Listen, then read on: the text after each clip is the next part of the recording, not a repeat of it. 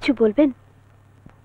না না, মানে অ্যাকচুয়ালি জানতে ইচ্ছে করে না রূপনগরের সেই মেয়েটি এত দ্রুত গ্ল্যামার জগতে এলো কি করে? ভীষণ ইচ্ছে করে এবং জেনেও যাব, তবে এখনই সব জেনে গেলে মজাটাই যে নষ্ট হয়ে যাবে।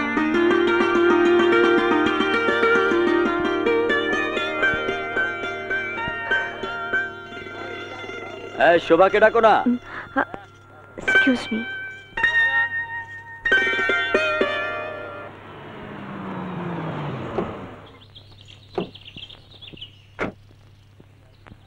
আপা আপনি যান, আমি মালপত্র নিয়ে আসতেছি। আপা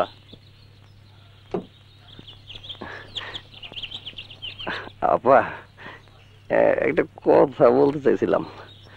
সাগর স্যার বলছে এখন থেকে আমি আপনার গাড়ি চালামু। সিনেমার সব নায়ক নায়িকার ড্রাইভাররা কনভেন্স পায়। আপনি যদি একটু ম্যানেজারে কয়ে দিতেন তাইলে আমিও পাইতাম। না না হাবিব, এটা ঠিক হবে না। সাক্ষাৎ ভাই মাইন্ড করতে পারেন। আফারে রাজি করাই তৈলে ফাহিম স্যারে ধরতে হবে, তাইলেই সব ঠিক। রূপালী, জি? দুপুরে খাও কোথায় মা? এফডিসিতে শুটিং এর খাওয়া খুব ভালো। শুটিং কেমন লাগতেছে?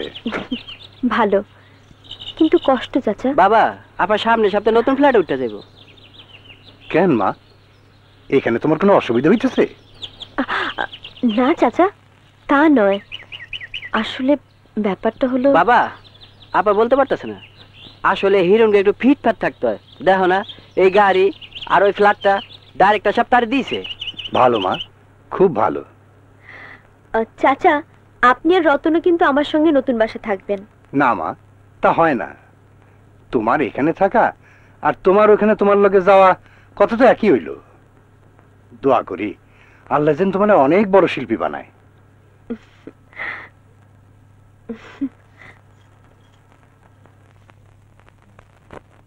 নতুন ফ্ল্যাটে ওঠা হলো না?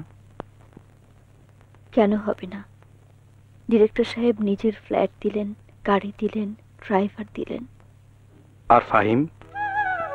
ফাহিম দিল ভালোবাসা।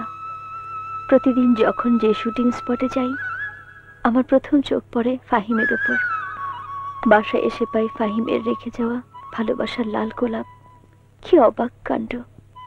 ফাহিমের ভালোবাসার গোলাপের গুচ্ছে আমি কখনো কাটা খুঁজে পাইনি, শুধুই পেয়েছে সুবাস। অথচ আড়ালে লুকিয়েছিল বিষাক্ত চোরা কাটা। না না, সেজন্য ফাহিম দায়ী না, দায়ী তো আমি। একদিন আমি আমার মাঝে খুঁজে পেলাম ফাহিমের অস্তিত্ব। বুঝতে সময় লাগলো না।